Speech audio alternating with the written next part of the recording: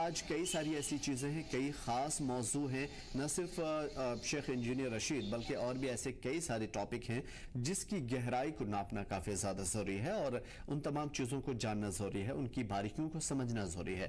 यही वजह कि आज हमारे साथ पॉलिटिकल एनालिस्ट अहमद यास साहब पूरे हमारे साथ 1 घंटे जुड़े रहेंगे। जनाब अहमद यास साहब, इस्तकबाल करते हैं आपका। और सबसे पहले इंजीनियर रशीद साहब की तरफ आते हैं। आज उन्हें फिर से तिहाड़ जेल जाना पड़ा है। जाहिर है कि परमानेंट बेल उन्हें नहीं मिली है, 19 नवंबर के बाद फैसला होगा। लेकिन क्या लगता है कि ये सारी चीजें एआईपी के लिए सेटबैक के तौर पे है?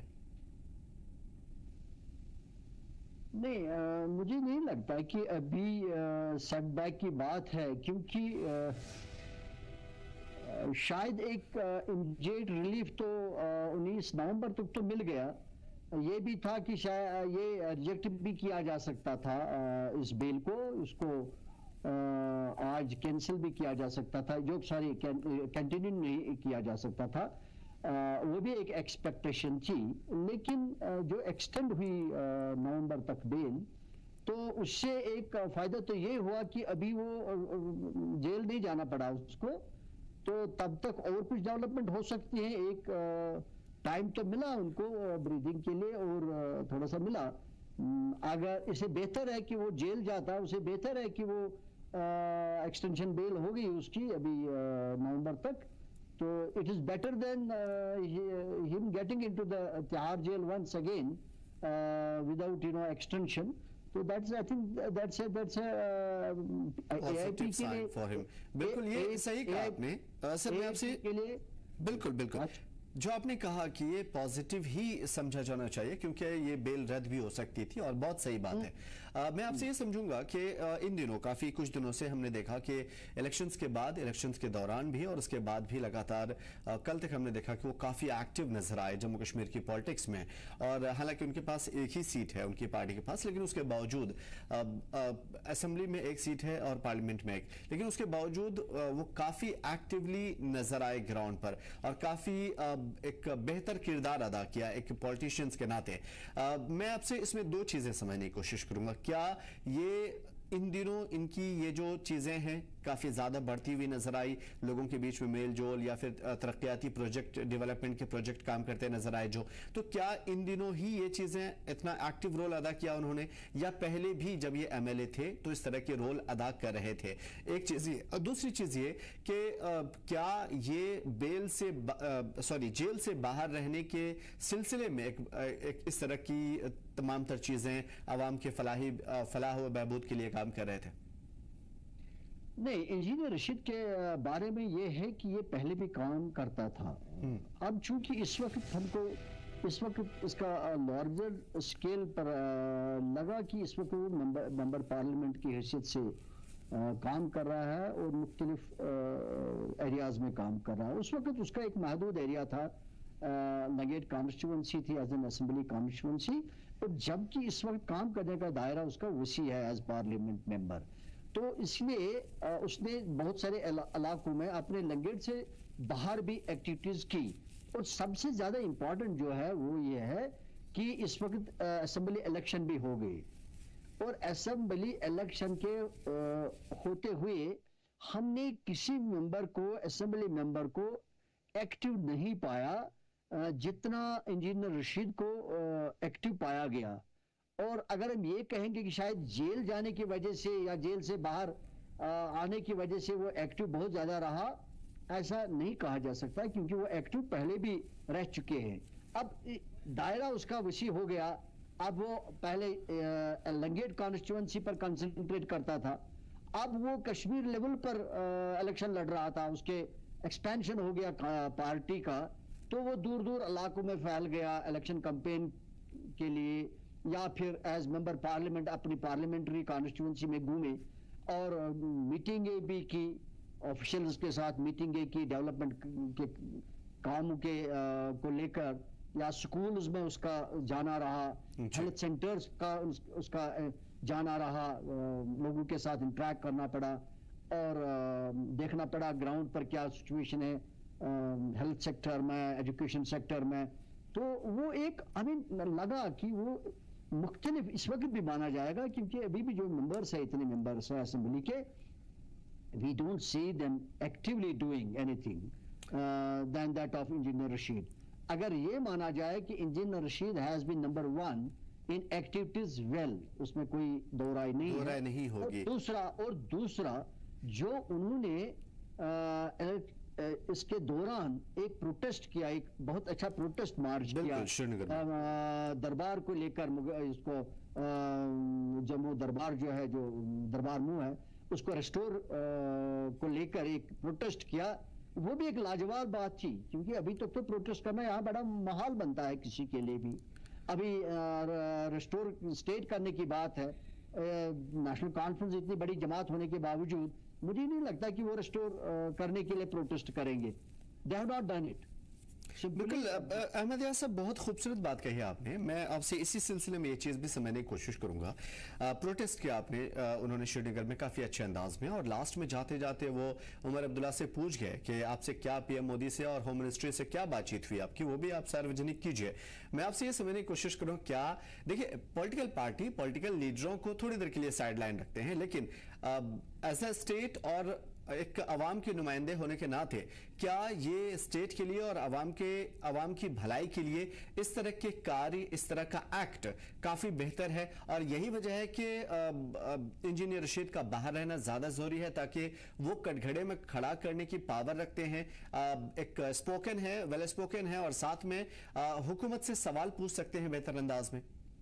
इन हालात में मुझे लगता है इंजीनियर रशीद का बाहर होना रहना बहुत जरूरी है, इसलिए कि अब हमने ये भी देखा, एक होता है कि भाई कोई जेल में रहा हो तो वो टूट गया हो, तो उसकी सकत नहीं रही हो और इतने टाइम रहने के बाद, लेकिन जेल से बाहर आने के बाद हमने उसमें वही कुव्वत देखी, वही जज्बा देखा, वही काम करने का तरीका देखा। शायद उसे थोड़ा इनकरेजेड ही था, बढ़ चढ़ के ही था, प्रोटेस्ट करना, इलाकों में जाना, लोगों के साथ मिलना, मीटिंगें करना ऑफिशियल्स के साथ, लोगों के साथ। तो ये इस वक्त जम्मू कश्मीर में बहुत ज़रूरी है। वो इसलिए कि अभी तक लोग दबे दबे और सहमे सहमे से महसूस कर रहे हैं, बिल्कुल एक गुठन से महसूस कर रहे हैं। बोलने में उनको लगता है कि भाई दिक्कत आ जाएगी, कोई एक्सप्रेस करेंगे कोई बात, बाहर आ जाएंगे, प्रोटेस्ट करेंगे, तो शायद नहीं हो पा रहा है किसी पॉलिटिकल पार्टी से भी।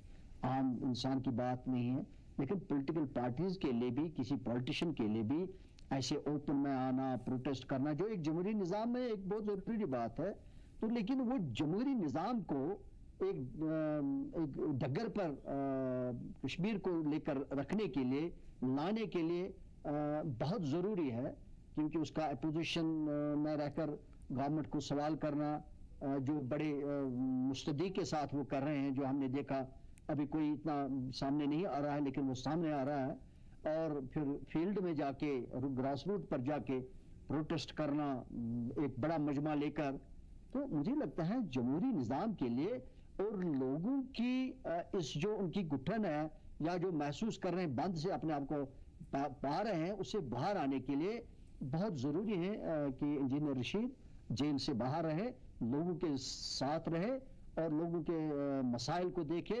अपोजिशन को घेर ले, अपोजिशन की बात करे, अपोजिशन के लिए सवाल खड़ा करे, और लोगों के साथ जुड़ा रहे।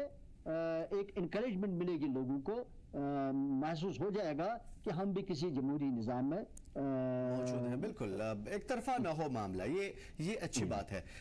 जनाब अहमद यार साहब, मैं आपसे ये भी समझूंगा कि जिस तरीके की चीज़ें हो रही है, देखिए इल्ज़ामात जो भी लगे ये आपकी नज़र में है, सब कुछ सामने में है, लेकिन कभी भी ऐसा महसूस नहीं हुआ कि चोर की दाढ़ी में तिनका है, क्योंकि अगर ऐसा होता तो कहीं ना कहीं अवामी प्लेटफॉर्म पे वो चीज़ें झलकती, स्टेटमेंट में वो चीज़ें नज़र आता, एक्ट में वो चीज़ें दिखाई देती, लेकिन इस तरह की चीज़ें शायद हम जैसे छोटे मोटे तालिब इल्म को नजर नहीं आई। मैं आप जैसे एक गौहर शनास अफराद से मैं जानने की कोशिश करूंगा जो काफी गहराई से चीजों को समझते हैं।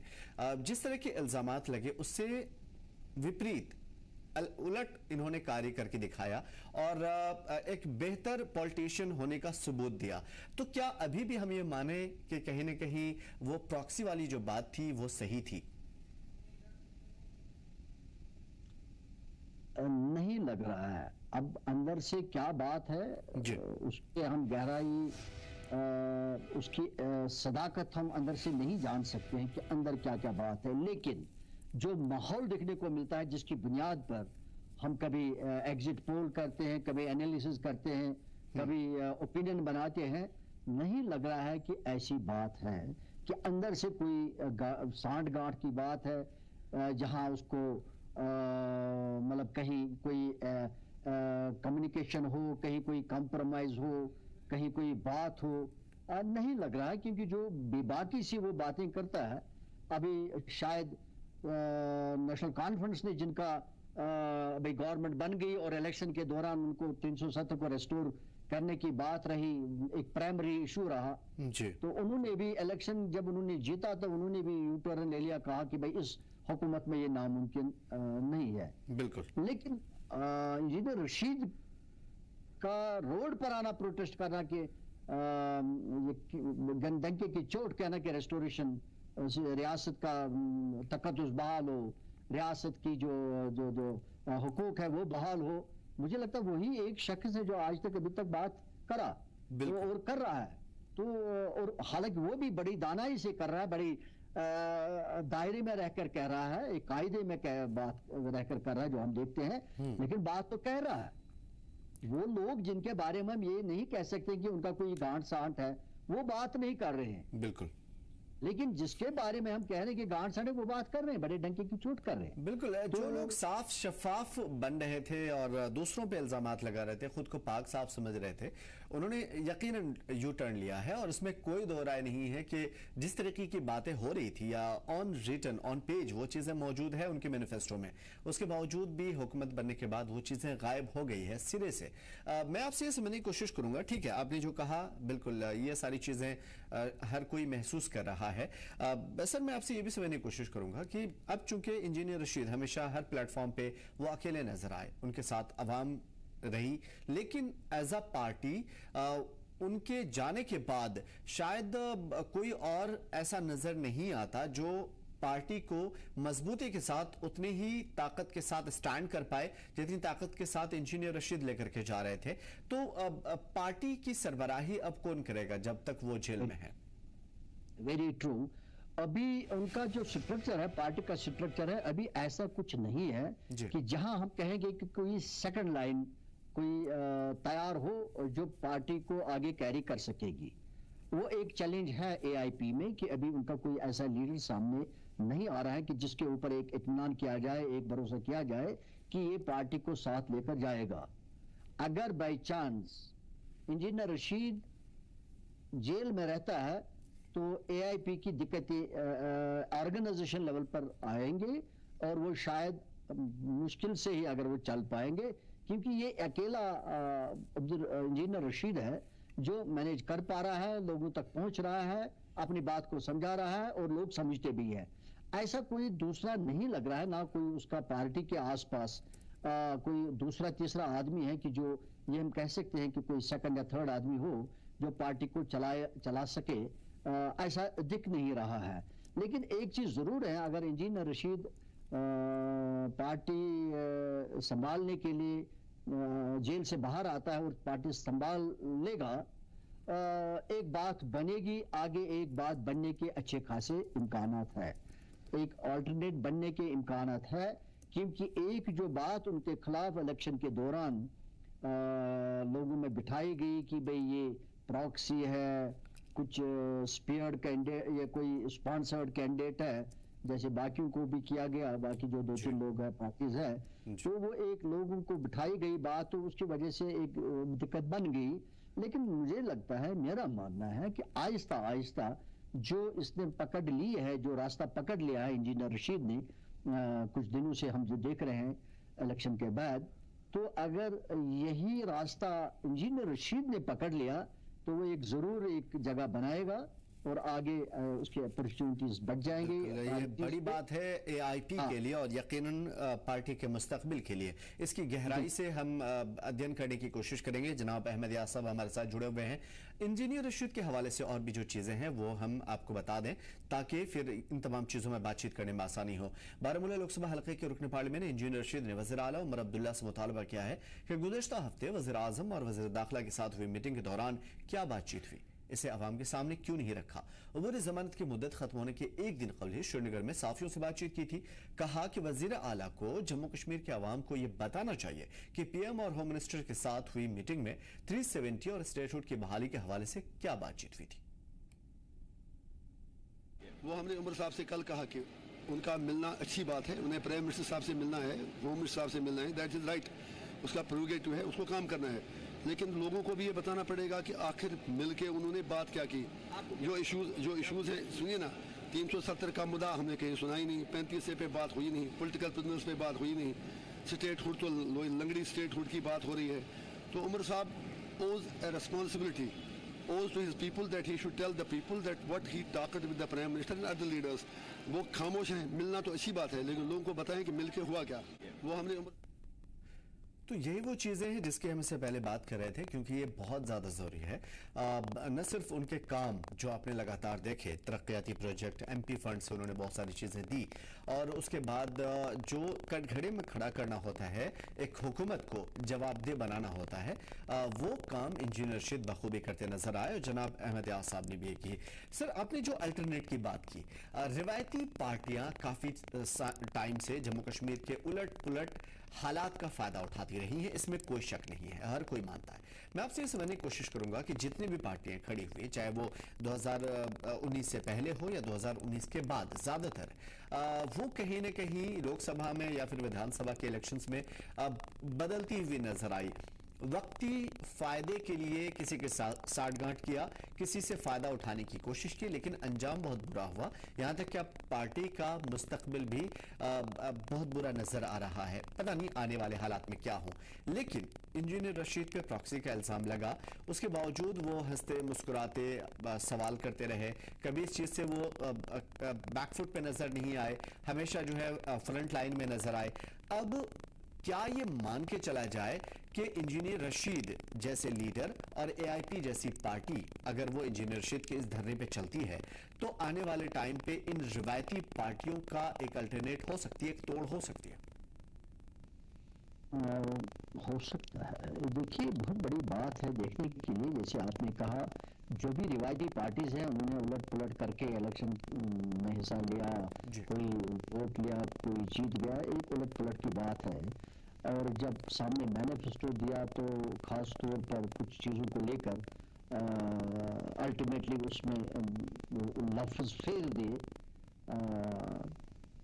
तो एक अंदाज़ा लगाया जा सकता है। ये नहीं है कि आप और मैं ही अंदाज़ा लगाते हैं, लेकिन आम इंसान अंदाज़ा लगा सकता है कि हालात किस दिशा में जा रहे हैं और आगे क्या होगा। ये भी कहा जा सकता है कि ये हालात लेकर आगे क्या होगा, क्योंकि एक मैनिफेस्टो पड़ा हुआ है। जब तक बीजेपी के साथ जो सेंटर में इस वक्त बरसर इक़्तिदार है, जब तक उनके साथ कोई पूरा कंप्लीट कंप्रोमाइज, कंप्लीट पैचअप नहीं होगा, तब तक कोई इशू सालों हाल होने वाला भी नहीं है। ये भी हम जानते हैं और यही होगा भी। और फिर कंपेयर जब करेंगे इलेक्शन के दौरान बातें, फिर इलेक्शन के बाद क्या हुआ, तो ये सारा आ जाएगा सामने और लोग समझेंगे क्या हुआ क्या नहीं हुआ। और जब 370 होगा भी नहीं, तो फिर ये सारी चीज़ें आ जाएंगी, तो लोगों को एक पिक्चर सामने आ जाएगी। फिर कंपेयर हो जाएगा कि जिन इंजीनियर रशीद के साथ कंपेयर किया जाएगा। अब देखना ये है कि 5 साल तिहाड़ जेल में रहकर कोई ये अंदाज़ा नहीं लगा सकता है कि इंसान बाहर आके फिर कॉन्फिडेंस के साथ बात करे, लोगों के सामने बात करे, इश्यूज को उठाए, काउंटर करे, गवर्नमेंट को कटघरे में खड़ा करे। नहीं अंदाजा लगाया जा सकता है कि 5 साल जेल में तिहाड़ से आने के बाद ऐसा इंसान कोई करेगा। लेकिन मानने वाली बात है, अभी जब भी हमने उसको पब्लिक में देखा, कोई सवाल अपोजिशन के लिए, गवर्नमेंट के लिए खड़ा करते हुए, चाहे वो सेंट्रल गवर्नमेंट की बात हो, वहाँ भी खड़ा किए सवालात, स्टेट गवर्नमेंट की बात है उनके लिए भी सवालात खड़े किए, और बहुत ही कॉन्फिडेंस के साथ। थोड़ा सा भी उसको ये नहीं लगा मैं अभी मैं अभी बेल पर हूँ, कल को मुझे और जेल जाना है, कल क्या होगा मेरे साथ हाल है। कि आम इंसान सोच सकता है कि भाई मुझे एहतियात से बात करना पड़ेगा, मुझे डर डर के बात करना पड़ेगा, आगे क्या होगा क्या नहीं, बट ऐसा कुछ दिखा नहीं। he was I mean so confident कि लगा कि जैसे as if he is quite normal, जबकि वो नॉर्मल है नहीं जेल के, जो उसके सर पर है अभी जेल का कभी भी अभी भी अगर ये हुआ कि उसको जेल में भेजने के लिए उसको बेल को कैंसिल भी किया जा सकता है, वो भी कोर्ट की अथॉरिटी है, कर भी सकते हैं अगर चाहे तो। अब he knows that any time I can go back to the jail, knowingly कि मुझे 28 तारीख को जेल को वापस जाना है, कल को जेल को या आज को तिहाड़ जेल जाना है। फिर भी ऐसा नहीं लगा कि ही इज वरीड अबाउट कि मुझे जेल जाना है तो फिर मैं डर के बात करूं, अफसर को अकाउंटेबल बनाऊं। जो मीटिंग है उनने ले ली डिस्ट्रिक्ट एडमिनिस्ट्रेशन लेवल पर, हमने देखी तो ऑफिसर्स वहाँ बड़े एडमिनिस्ट्रेशन के थे, उनसे डेवलपमेंट के रिव्यूज लिए, बाकी चीज़ ले लिए। आई डोंट सी कि भाई कोई ऐसा जेल में बंदा पड़ा हो वो इतनी कॉन्फिडेंस के साथ एडमिनिस्ट्रेशन की मीटिंग ले लेगा, फिर सवालात पूछेगा, फिर बताएगा, फिर कहेगा, या कहीं फाइनेंस अप्रूव करेगा, जैसे भी उसका पार्लियामेंट्री जो कॉन्स्टिट्यूंसी डेवलपमेंट फंड्स है, पार्लियामेंट्री फंड्स है, उसके पास ऐसे अप्रूव करेगा। I mean as if he was normal, जबकि हमारे सामने वो नॉर्मल नहीं है, वो जेल से बेल पर है। तो कोई ऐसे मुझे नहीं लगता नॉर्मल या एक्स्ट्राऑर्डिनरी काम करेगा। बिल्कुल। जिस तरीके से उमर अब्दुल्ला हैं या फारूक अब्दुल्ला हैं या पूरी अब्दुल्ला फैमिली है, उनका समझ में आता है कि शुरुआती दौर से उनके अंदर पॉलिटिक्स रची बसी हुई है। महबूबा मुफ्ती के अंदर भी है, मुफ्ती सईद साहब के अंदर भी है, उन्हें पूरी मुफ्ती फैमिली के अंदर भी ये चीज़ें देखी है। अब उनकी बेटी भी वो चीज़ें कर रही है, दूसरी पार्टियां भी हैं, कहीं ना कहीं वो चीज़ें हैं, और इन दोनों पार्टियों से या कांग्रेस से सीख करके उन्होंने कुछ पॉलिटिक्स देखी है। मैं हालिया जो स्टेटमेंट है वो मैं आपको दिखाना चाहता हूँ। अभी इंजीनियर रशीद ने कहा कि जो काम मैंने बाहर किया है, अवाम को ये समझ लेना चाहिए कि मैं जेल में रहूं या जेल से बाहर, मैं अवाम की खिदमत के लिए वक्फ हूं और अवाम की खिदमत करता रहूंगा। इस वजह से लोगों को वरी होने की जरूरत नहीं है। तो इस तरह की और भी चीजें हैं जो उनके स्टेटमेंट में झलकता है। तो क्या हम ये समझें कि ये वेल एम्पावर एक जो ऑब्जर्व्ड लीडर होते हैं कि आगे आने वाली चीजों की समझ और उस हिसाब से हम लोगों को क्या पैगाम दे ताकि हमारी पुष्टपनाही में चीजें बिगड़े ना, पार्टी का मोटो तय रहे और एक उनका जो लोगों के जहन में दिमाग में जो हेडलाइंस होती है उससे वह आउट ना हो। तो क्या हम मान के चलें कि इंजीनियर रशीद उनके अंदर इतनी कैपेबिलिटी है कि आने वाले टाइम पे वो एक बेस्ट लीडर के तौर पे जम्मू कश्मीर में उभर सकते हैं? इसके बावजूद कि जाहिर है कि इंजीनियर रशीद से हमारा या आपका कोई ताल्लुक नहीं है, लेकिन अगर एक ट्रुथ सच्चाई को सामने रखा जाए तो क्या आपको लगता है, क्योंकि आप शुरू से जानते हैं उनको? दिख रहा है कि जो बैलेंस उन्होंने जेल के बाहर भी दिखाई, जेल से बेल पर, जेल से छूटा नहीं, बल्कि वो बेल पर है। बेल पर रहते हुए जो बैलेंस और कॉन्फिडेंस दिखाई और मामलात के तई जो सलूक हुआ उनका, और लोगों के साथ जो कमिटमेंट्स जैसे बात हुई, लग रहा है no parallel, there is no parallel. लग रहा है कि कोई ऐसा पैरेलल नहीं है जो इस वक्त के माहौल में जो लीडरशिप है जम्मू कश्मीर की खास तौर पर, कोई पैरेलल नहीं है, कोई कंपीट नहीं कर सकता, यह हम वसूख से कह सकते हैं। आप उसके पीछे उसकी अपनी एक वो खुद इत्मादी है, वो एक वो लीडराना सलाहियत है, वो उसको क्या कहेंगे हम, एक कैरेक्टर है उसके साथ में, उसके हम जात में नहीं जाएंगे अंदर बाहर क्या है, लेकिन जो सामने आ रहा है वो दिख रहा है दैट उसका कोई पैरेलल नहीं है, और वो आने वाले वक्त में बहुत बढ़िया करेगा और शायद सबको मात देगा, जो दिख रहा है। बिल्कुल, ये चीजें अभी जो चलने वाला है, अभी जो चल रहा है, ये हम कहेंगे कि ये रहने वाला नहीं है, क्योंकि ये हकीकत पर मबनी नहीं है। अभी हम ये कहेंगे लोगों को कि भाई ये हम आपके लिए करेंगे तो हमको वोट दीजिए, और लोगों के जहन में बिठ गई ये बात, बिठा दी बात कि भाई रेस्टोरेशन हो जाएगी, हम करेंगे रेस्टोरेशन, तो लेकिन बाद में कहेंगे कि भाई इस हुकूमत के दौरान हम नहीं करेंगे, नहीं कर सकते। ये सफिशिएंट है लोगों को समझने के लिए कि एक यू टर्न है। उसके साथ साथ जब लीडर्स ये कहेंगे इलेक्शन के दौरान कि पाकिस्तान के साथ बात होनी चाहिए तभी हालात ठीक हो जाएंगे, नॉर्मलाइज हो जाएंगे, तब से कोई तब और कोई सोल्यूशन नहीं है। और इलेक्शन के बाद जब हम कहेंगे टॉक्स एंड टेरर के not go together, I am not with it, बिल्कुल। whether talks go or talks don't go और बात हो जाएगी नहीं, I am talking analysing what is बिल्कुल, हैपनिंग, बिल्कुल। लोग क्या सोचेंगे इसके ऊपर। तो लोगों के लिए सोचने के लिए काफी मवाद है कि भाई कल एक बात जब वोट लेने की बात है, एक बात जब वोट लिए तो ओपनली, दूसरी बात दूसरे दिन दूसरी बात, और फिर जब हम फिर उसको कंपेयर करेंगे यार असल में फिर होना क्या चाहिए कश्मीर, जम्मू कश्मीर के लिए, क्योंकि अब हम बहुत वक्त से ये देखते आए हैं, अब होना क्या चाहिए। मुझे लगता है कि फिर नजरें इंजीनियर रशीद की तरफ ही जाएंगी ज्यादा। बिल्कुल। इससे अलग हट करके अगर चूंकि अब ये सवाल सबसे ज़्यादा ज़रूरी मैं समझ रहा हूँ आपसे पूछना, चूंकि देखिए स्टेट हुकूमत को इन्होंने पंगा तो लिया है, स्टेट हुकूमत के कामों को उजागर कर, उनका जो काम है उन्होंने वो सही ढंग से किया है, तो उससे नाराज़गी है, उससे पहले से भी थी जब वो जेल से बाहर आए थे, दोनों तरफ से जो है हॉट टॉक चल ही रहा था, अब भी वो चलता रहा है। हालांकि कितना पॉजिटिव है कितना निगेटिव है ये अलग बात है, लेकिन चला तो है। यानी कि अब स्टेट हुकूमत भी कहीं ना कहीं बहुत ज्यादा उनको नहीं दिखता इंजीनियर रशीद में कोई बिजनेस, ना उनका कोई फायदा है, तो इंजीनियर रशीद स्टेट से आउट हुए। सेंटर से ऑलरेडी उनका चल रहा है, केसेस हैं, सेंटर कहीं ना कहीं उनको घेरे हुई है, तो अब दोनों तरफ से उनके लिए मुसीबतें हैं, एक स्टेट से और एक सेंटर से, अवाम का साथ है उनको। उसके बावजूद अब जब दोनों तरफ से पंगा है, क्या लगता है कि बेल मिलना उनके लिए आसान होगा, राहें उनके लिए उतनी आसान है जितना हम सोच पा रहे हैं?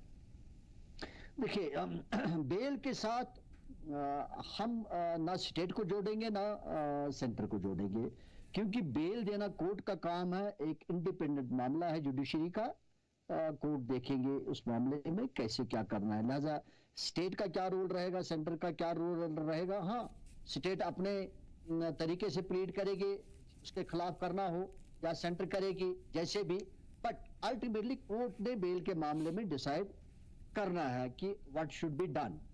तो लेकिन मामला यह है कि स्टेट के साथ पंगा, सेंटर के साथ पंगा, क्योंकि वो किसी के साथ जुड़ नहीं पा रहा है, एक एक साथ भी खिलाफ, दूसरे के साथ भी, सेंटर के पास 370 रेस्टोर करो जी, स्टेट के साथ आप स्टेट रेस्टोर नहीं कर सकते, 370 के ऊपर आपकी कमिटमेंट है, बाकी जो मामला है वो नहीं हो रहा है।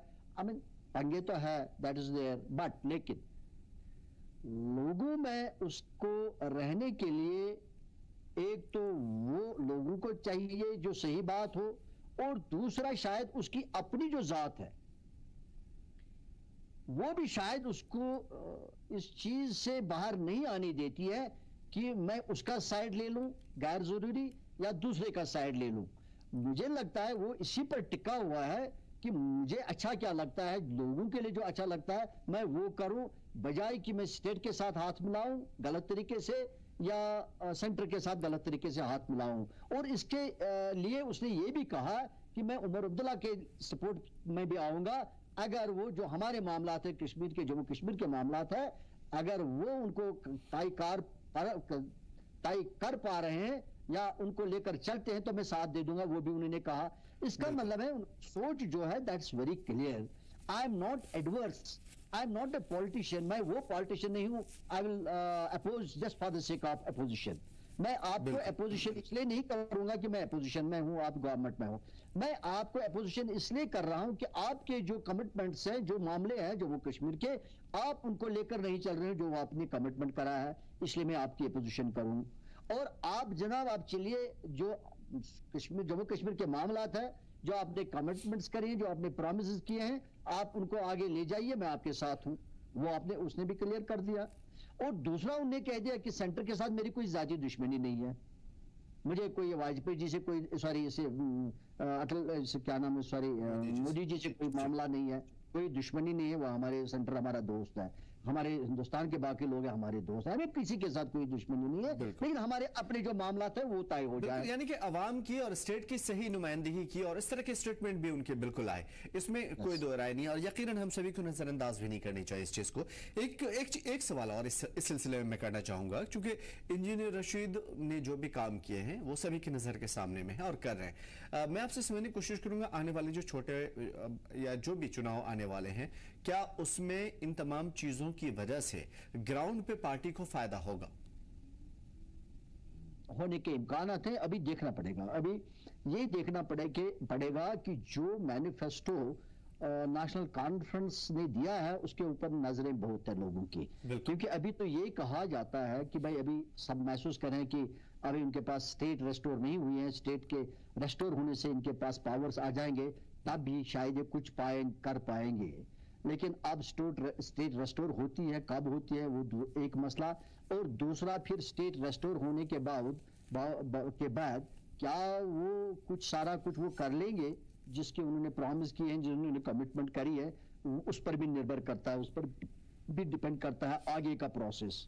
और जहां तक मेरा मानना है शायद आगे का प्रोसेस उतना इनकरेजिंग नहीं रहेगा, उतना साउंड नहीं रहेगा, जो जब हम कंपेयर करेंगे मैनिफेस्टो को और फिर लोगों के तवक्कात जो है, मुझे नहीं लगता कि उतर पाएंगे तरीके से जिससे लोग मुतमईन होंगे, और मुझे लगता है हालात बदल जाएंगे। बिल्कुल। अब इस हवाले से जो चीज़ें और भी हैं, ख़ासतौर पे जम्मू कश्मीर में स्टेटहुड की, उसके ऊपर हम आ जाते हैं और उसके बाद अपने मुअज़्ज़ज़ मेहमान से उन तमाम चीज़ों की बारीकियों को समझने की कोशिश करेंगे।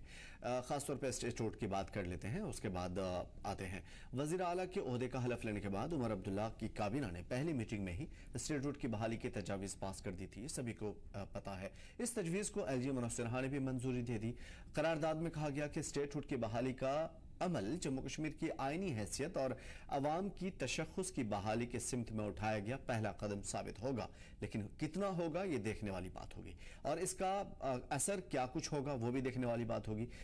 इसमें क्या नताइज बरामद होंगे दोनों तरफ से वो भी देखना होगा। मीटिंग के बाद वज़ीर आला ने PM और वज़ीर दाखिला के साथ बातचीत को मुस्बत बताया था, हालांकि इस पर सवाल खड़े हुए हैं। ज़राए के मुताबिक पार्लियामेंट के विंटर सेशन के दौरान इस हवाले से अहम फैसला हो सकता है।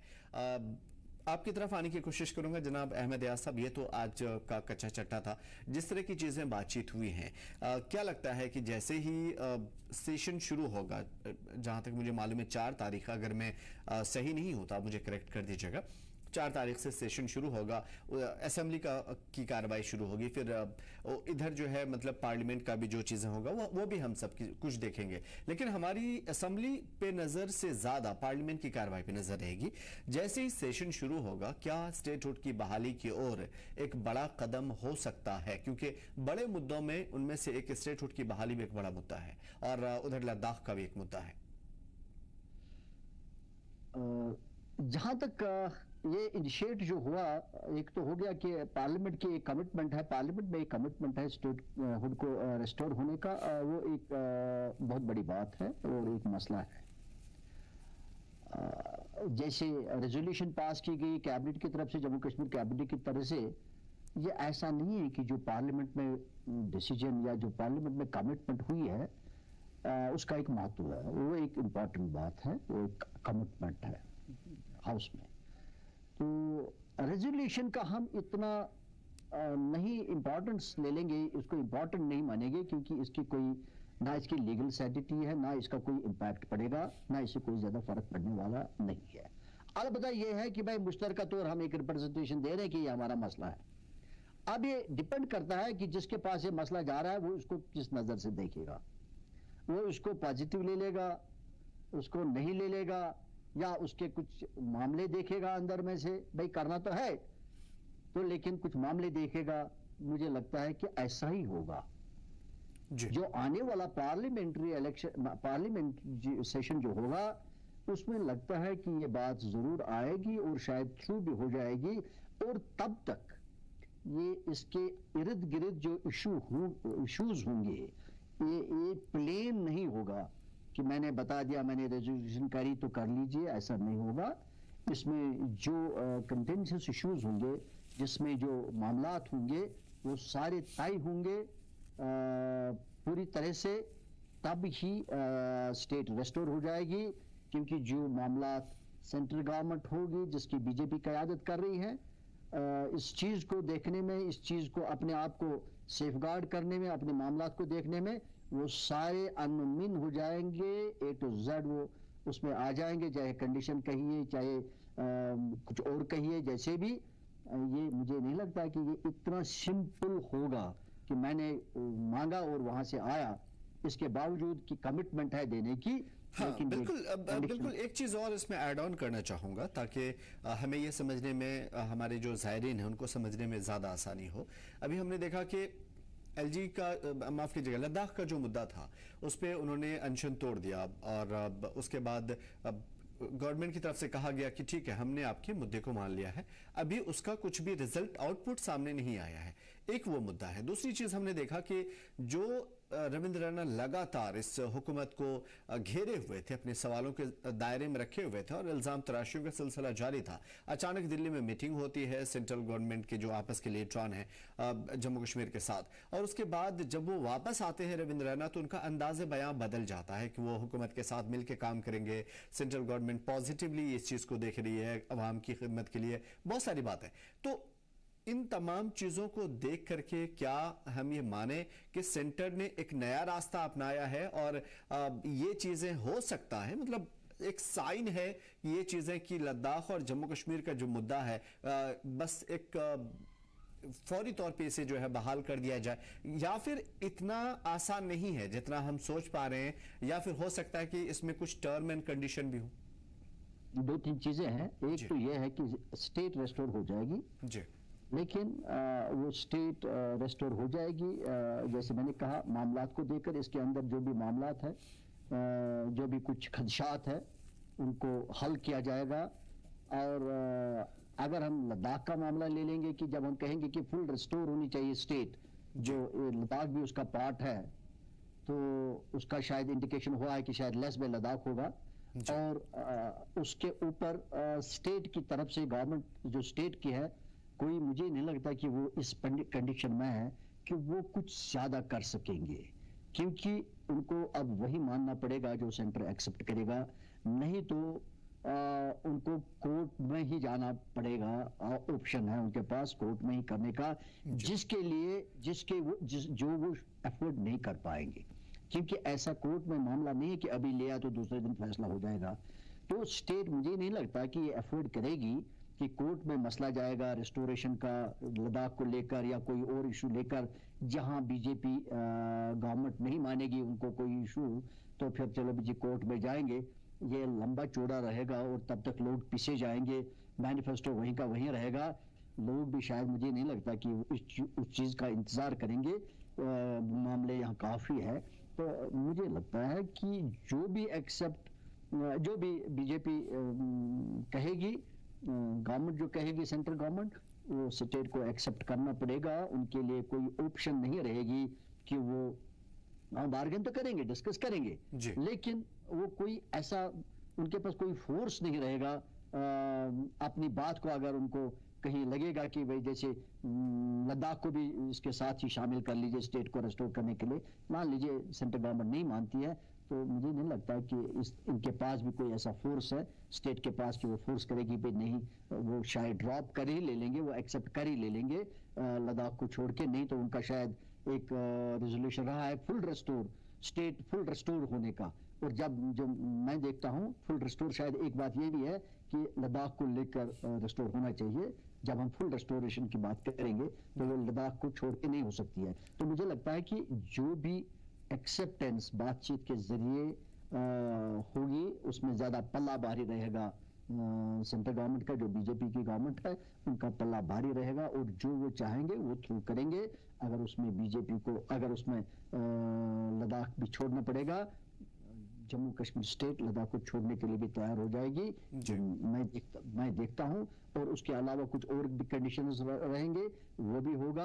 और यही बात लेकर शायद रविंद्र रैना ने, नहीं तो कुछ दिन पहले उसने कुछ और बात कही थी शायद अपने हिसाब से कि भाई बहुत सारी चीजें हैं, वो है, ये है। तो जब वो दिल्ली गया तो सुर बदल गए। तो मुझे लगता है वहां से उनको उन्होंने वहां का नाप लिया होगा कि वहां का क्या सोच है, वही सोच लेकर आगे वो शायद जा रहे हैं। और सोच यही है रेस्टोर हो जाएगा स्टेट, कुछ शर्तों को लेकर, कुछ मामला को छोड़ के, मे बी लद्दाख को छोड़ के बाकी और भी चीजें होंगे, रेस्टोर स्टेट हो जाएगी और कंडीशनल होगी। जो मैं देख रहा हूं वही उन्होंने भी शायद महसूस किया होगा रविंद्र रैना ने, इसीलिए कहा कि सेंटर के साथ काम करके। और ये भी पहले भी मैंने बोला कि जब तक स्टेट सेंटर के साथ पूरी तरह से पैचअप नहीं करेगी, कंप्रोमाइज नहीं करेगी, एक दूसरे को अंडरस्टैंड नहीं करेंगे, तब तक कोई इशू सॉल्व नहीं होगा। और उसमें नेशनल कॉन्फ्रेंस गवर्नमेंट को या और भी कोalition जो भी है उनको और कोई ऑप्शन नहीं रहेगी एक्सेप्टिंग कि भाई उनको एक्सेप्ट करना पड़ेगा जो बीजेपी गवर्नमेंट करेगी। बिल्कुल। अभी कुछ एनजीओज और कुछ सोशल वर्कर्स ने मिलकर के अभी कुछ दिन पहले ही हेयरिंग के लिए डाला था, सीजीआई के सुपुर्द किया था स्टेटहुड की बहाली के लिए, और उसे एक्सेप्ट भी कर लिया गया। और सबसे बड़ी बात यह है कि सीजीआई ने कहा कि ये हमारे रिटायरमेंट से पहले ही मसले हल करने की कोशिश होगी, यानी मैं जाते जाते कोशिश करूंगा कि इस मसले को हल कर दूं। स्टेटहुड की बहाली के हवाले से 10 नवंबर को जहां तक मुझे याद पड़ता है कि उनको उस सीजीआई के ओहदे से जाना है डीवाई चंद्रचूड़ को। तो क्या ऐसा भी मुमकिन है, मैं मुमकिनात की सिर्फ बात कर रहा हूं, ऐसा भी मुमकिन है कि सुप्रीम कोर्ट से कोई आदेश आए कि भाई इन शर्तों के साथ स्टेटहुड की बहाली, चाहे वो लद्दाख के साथ हो, लद्दाख के बगैर हो, उसमें दी जाती है और उस पर सेंट्रल गवर्नमेंट की मुहर लगानी बाकी रहेगी, जो लगा दी जाएगी, या पार्लियामेंट के थ्रू जो भी चीजें होंगी। क्या ऐसी भी पॉसिबिलिटी है जिसे हम नजर में रख सकते हैं?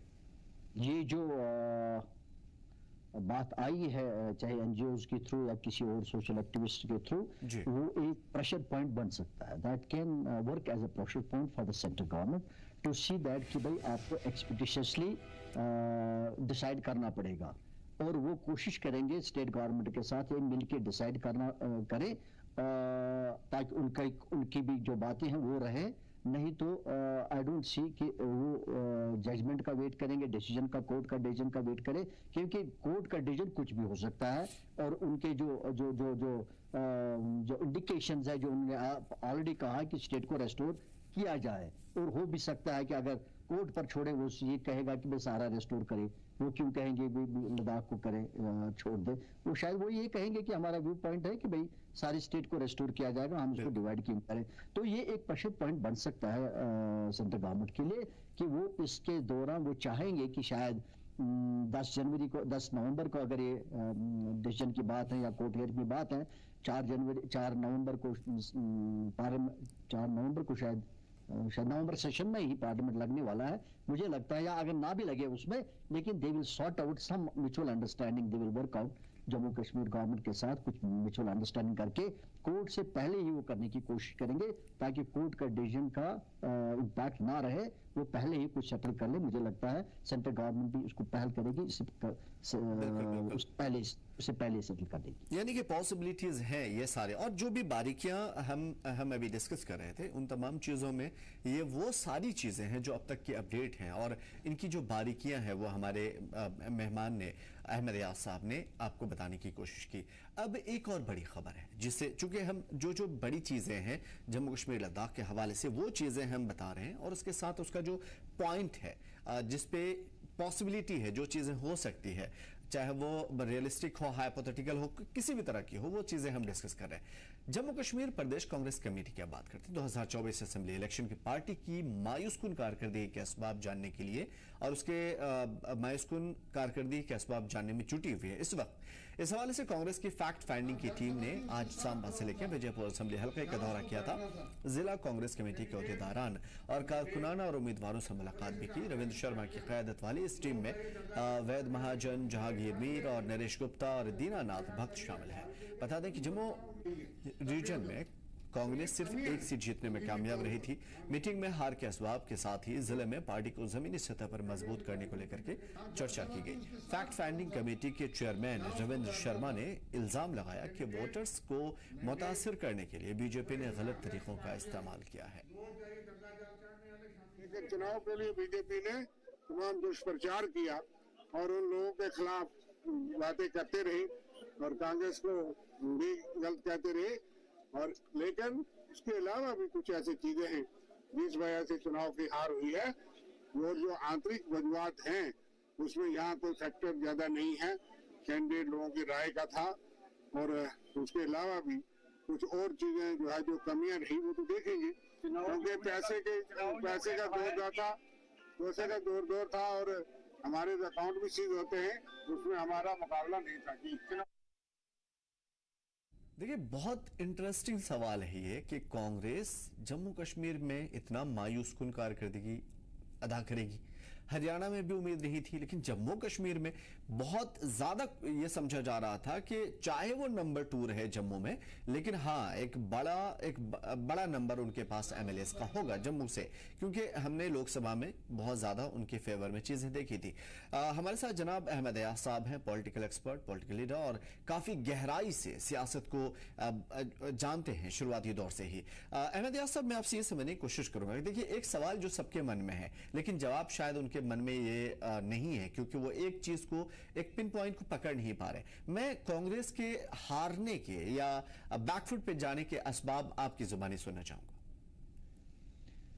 और मुझे लगता है उनका कुछ इंटरनल इशू है, नहीं तो एक वेव बनी सी, ये हम मान लेते थे कि जम्मू प्रोविंस में बीजेपी का अच्छा रहेगा, वो ज्यादा नंबर ले लेंगे, लेकिन कांग्रेस इतना कम परफॉर्म करेगी, इतना कोई अंदाजा भी नहीं था कि भाई कोई अंदाजा नहीं लगा सकता, हमारी तो बात नहीं, कोई भी अंदाजा नहीं लगा सकता था कि इतनी परफॉर्मेंस पुअर होगी उनकी जो उन्होंने दिखाया। तो उससे अंदाजा यही है कि उनका इंटरनल, चाहे उनका सही कैंपेनिंग नहीं हुआ या कैंपेनिंग में कुछ गड़बड़ हो गया या कुछ इंटरनल ऑर्गेनाइजेशन में कुछ मामलात हुए, कुछ दिक्कतें इंटरनल लग रही है ज्यादा बनिस्बत हम ये कहेंगे कि भाई कुछ और वजह हुआ, हो भी सकता, कुछ अंदर से कुछ हो सकता, जैसे जिन चीजों का वो इशारा कर रहे हैं हो भी सकता है कि वो हो, लेकिन हम उसको कोई सबूत के तौर पर पेश नहीं कर सकते हैं। कहीं हम ये कहेंगे भाई मशीनों में कुछ गड़बड़ हो गया, लेकिन कोई सबूत कि तो ये चीजें तो सबूत से ही हो सकती है, लेकिन उसके लिए कोई सबूत पेश नहीं किया जा सकता जहां तक हमारा ताल्लुक है। अगर किसी के पास है तो वो कर सकता है, लेकिन मुझे लगता है सबसे ज्यादा बात जो है वो, मैं ये बात क्यों करा, मशीन की बात मैं क्यों करा, इसको मैं हरियाणा के साथ जोड़ रहा हूँ, क्योंकि हम कहेंगे कि भाई क्योंकि हरियाणा में भी ऐसा हुआ, जम्मू में भी ऐसा हुआ, शायद वही हुआ हो सकता हुआ भी हो, लेकिन ये सब सबूत करने की बात है, वो उन लोगों पर जिम्मेदारी है कि वो साबित कर दे इस चीज को, अगर ऐसी बात हुई है तो। नहीं तो मैं ये मानूंगा कि ये इंटरनल उनका ऑर्गेनाइजेशनल इशू है, ऑर्गेनाइजेशन में कुछ दिक्कतें हुई है। शायद एक चीज ये भी हुआ कि इनके कांग्रेस के मामलात सही नहीं है आपस में, और कभी एक दूसरे के, आज भी हम देखते हैं कि एक दूसरे के खिलाफ वो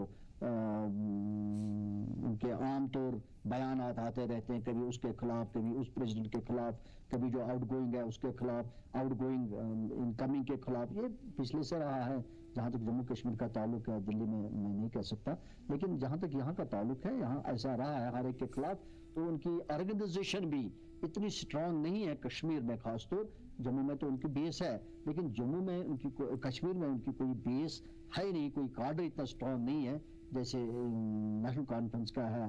हालांकि कांग्रेस बहुत बड़ी पार्टी है, बहुत सीनियर पार्टी है, उनका कार्डर सबसे ज्यादा होना चाहिए। अच्छा, सेंटर में भी रही है उनकी गवर्नमेंट, और जम्मू कश्मीर में भी वक्तन फवक्तन वो रही है, या पीडीपी बहुत जूनियर पार्टी है, एक ही बार होम मिनिस्टर रहा मुफ्ती साहब सेंटर में, तो उसने एक अच्छी पार्टी बनाई, उनका भी अच्छा कार्डर है, छोटी पार्टी है, अच्छा है, लेकिन कार्डर ठीक है, उनकी मजबूती है। नेशनल कॉन्फ्रेंस तो माना जाता है कार्डर में सबसे बड़ा है, लेकिन कांग्रेस वो कर नहीं पाए। इसलिए हम यही कह सकते हैं कुल मिला के कुछ ऑर्गेनाइजेशनल इश्यूज है जिनकी वजह से वो कर नहीं पाए। पक्का मेरा यही मानना है कि उनका इंटरनल ऑर्गेनाइजेशनल इश्यूज है, उनको वो कर नहीं पाए अच्छी तरह से, उनका स्ट्रेंथ नहीं है, वो एक वजह हो सकता है। अलबत्ता अगर उनकी वो दूसरी बात है तो उसके लिए मुझे लगता है उनको साबित करने की बात है, उसके बारे में मैं अंदर वाली बात नहीं कह सकता हूँ कि कुछ ऐसी बात हुई हो जिसकी तरफ इशारा किया जा रहा है। जिस तरफ आप इशारा कर रहे हैं, अभी कुछ दिनों पहले हमारे एक सीनियर लीडर से बातचीत हो रही थी, खासतौर पे कांग्रेस के,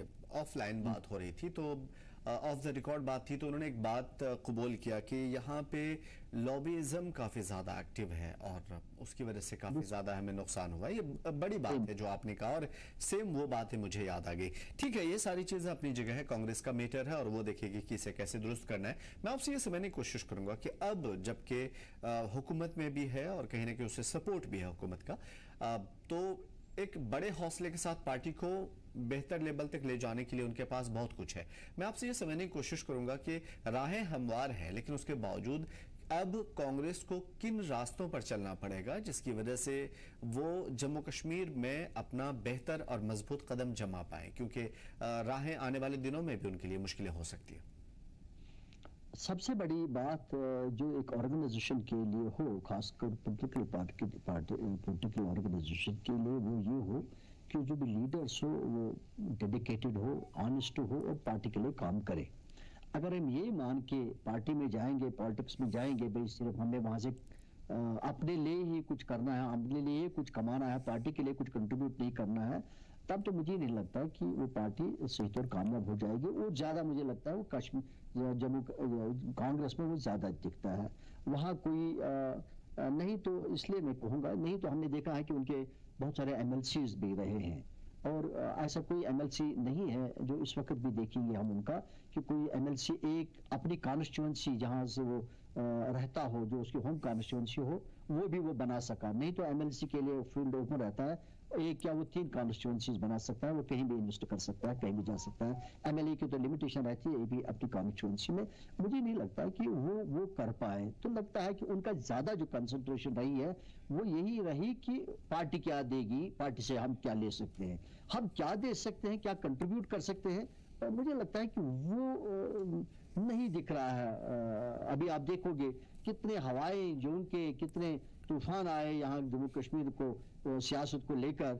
नेशनल कॉन्फ्रेंस के आपने नहीं देखे कि लोग नहीं भागे पार्टी से दाएं बाएं, लेकिन कांग्रेस से ऐसा है नहीं, कांग्रेस हवा में है।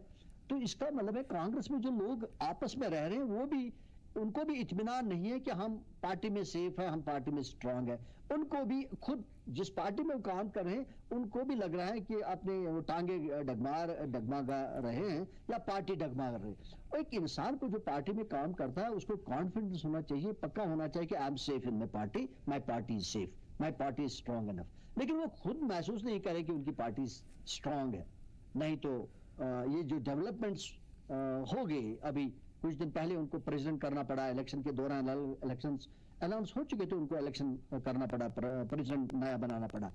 आई don't think any wise political leadership will do it unless there is something tangible, जो ऐसी कोई खास बात हो। बिल्कुल बड़ी चीज है और ये सारी चीजें देयर मस्ट बी समथिंग, कुछ न कुछ हुआ होगा लीडरशिप की लेवल पर, जम्मू कश्मीर की लीडरशिप की लेवल पर, जिसकी वजह से उन सेंसिटिव टाइम में भी उनको प्रेसिडेंट चेंज करना पड़ा। That means things are not going normal, हालात नहीं है उनके। क्यों करना पड़ा उनको कुछ न कुछ? मैं ये नहीं कहूँगा कि उन्होंने क्यों किया, हो सकता है वो सही डिसीजन था, लेकिन उन्होंने शायद इसीलिए किया कि कुछ मसला हुआ होगा, कुछ जो हमको पता नहीं है, अंदर कुछ ऐसा हुआ होगा जिसकी वजह से उनको प्रेसिडेंट बदलना पड़ा। नहीं तो उस स्टेज पर शायद कोई पार्टी किसी प्रेसिडेंट को बदल देगी, तो मुझे तो वो ये सफिशिएंटली इंडिकेट करता है कि everything is not normal in the Congress. बिल्कुल, तो ये उसी